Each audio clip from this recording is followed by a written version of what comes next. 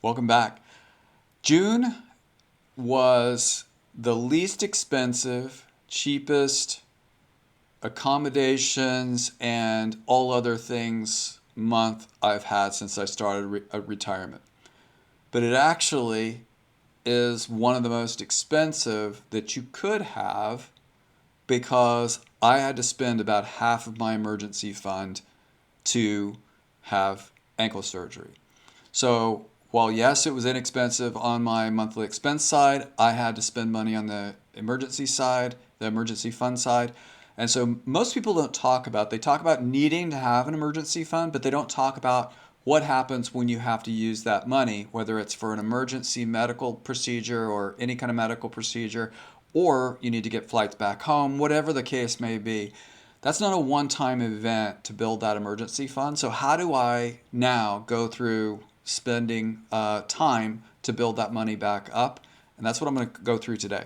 So there's a couple of different things. One, this month I had surgery at the beginning of the month, the second day of the month, and then I stayed in the hotel the entire month. So I didn't have any outstanding costs that were outside of just the normal expenses of cell phone and those kinds of things.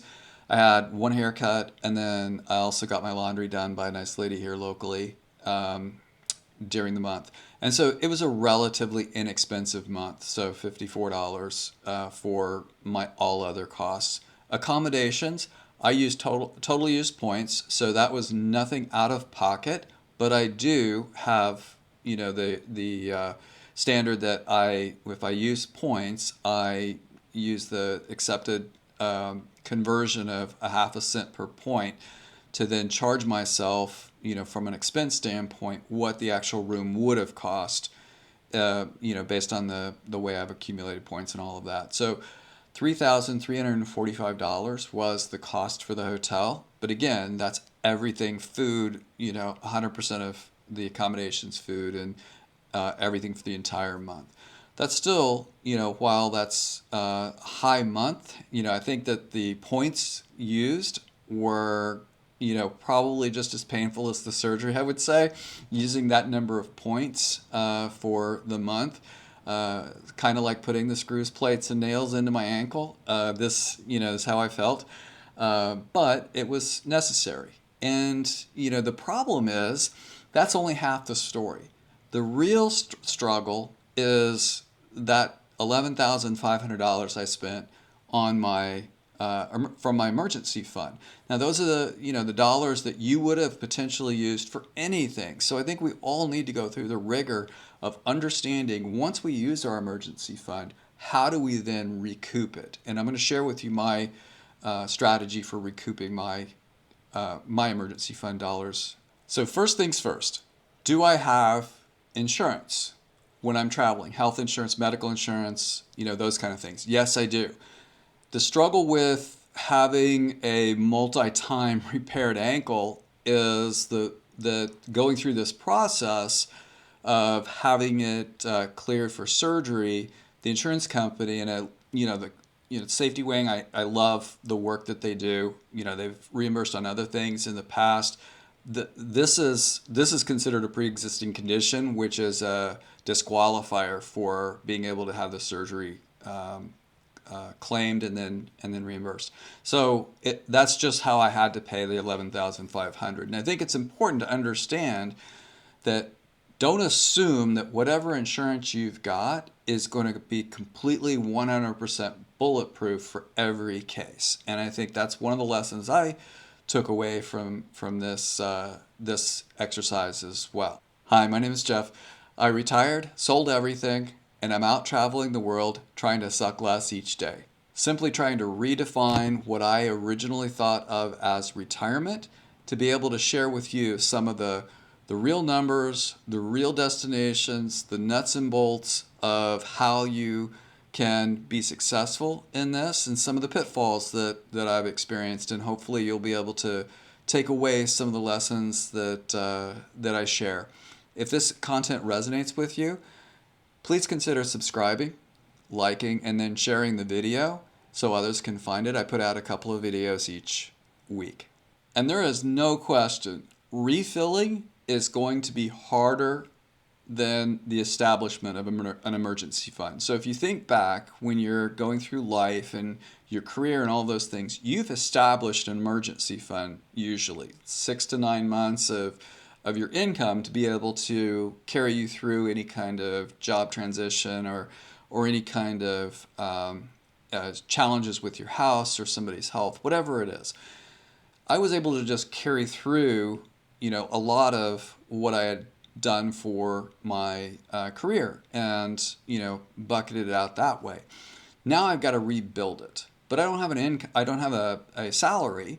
So where am I going to rebuild it from? And, I have a portfolio that's got a lot of dividend reinvestments, a dividend reinvestment program that allows any of my dividends that I've earned to be able to go back and reinvest into more of those stocks to be able to then build it and continue to grow that balance before I really need to pull on that income.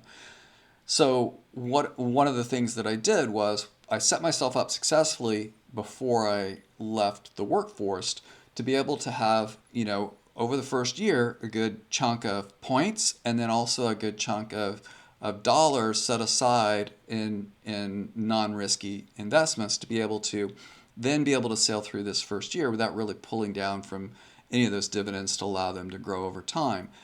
What I now have to do is reevaluate how I'm going to backfill that $11,500, and that's a struggle when you're going to do it because you're not going to do it all at once. You're not going to sell assets, and so I'm going to talk through a little bit about the way that I went about it and some other ways that you might consider it as well. So there's first things first, which is, yeah, I used 11,500, but I still have, a chunk of money, over half the money that I set out with initially, still in the account. So I'm good, right? Wrong, because again, I established that $25,000, and I think everybody establishes an emergency fund based on whatever you think logically makes sense for you. Don't let yourself write a story that changes that narrative, because again, the facts are that those things aren't predictable.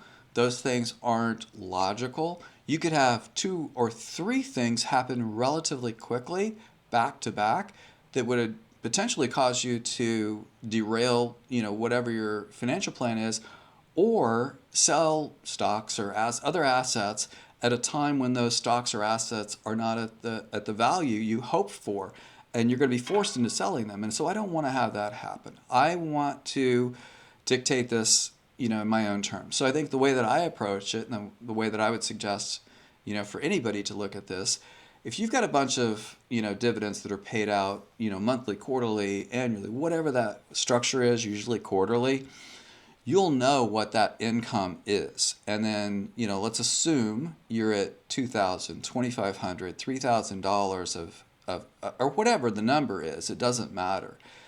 Take the amount of money that you need and just don't reinvest those dividends. Instead of reinvesting them to compound, just pull those dividends out.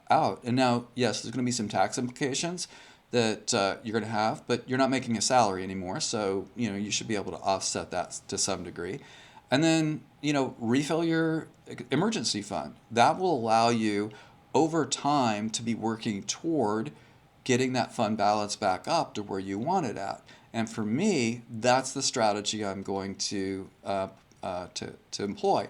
I'm not going to pull an emergency handle on my emergency fund and sell a bunch of assets, and I'm not going to ignore it.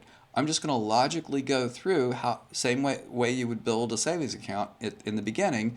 If you're 10 years old and you've got a lemonade stand, put your nickels and dimes and dollars in until you get to the $25 you need to buy whatever your thing is as a 10-year-old. For me, this is probably going to be 6 to 9 months. And again, I think over time it's just going to be flexible. But I think I want to make sure that I've got that $25,000 there to pull on whenever I need to offset any of these one-off expenses that occur out here on the road. So a couple of practical takeaways. First of all, if you've got an emergency fund, great. That's great because that you're starting yourself off well.